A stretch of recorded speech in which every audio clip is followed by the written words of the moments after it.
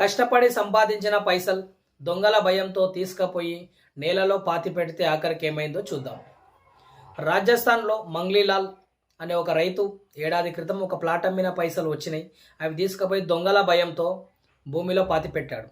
పాతి పెట్టి మర్చిపోయి ఆ డబ్బులని తీరా పొలం ఒకరోజు ఫినిషింగ్ చేపిద్దామని గుంతలు తీస్తుంటే ఆ గుంతలు తీసినప్పుడు ఆ బ్యాగ్ అనేది కనిపించింది.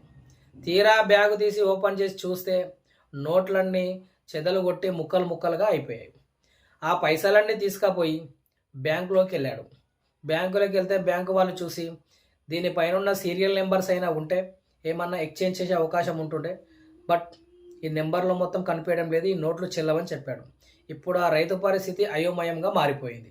చూడండి ఫ్రెండ్స్, నేనేమంటున్నానంటే డబ్బులు ఏమైనా ఉంటే బ్యాంకులో పెట్టి సేవింగ్ చేసుకోవాలి. ఈ జనరేషన్లో పాతకాలం పద్ధతులు పాటించకండి, డబ్బులు మొత్తం లాస్ అయిపోతాయి.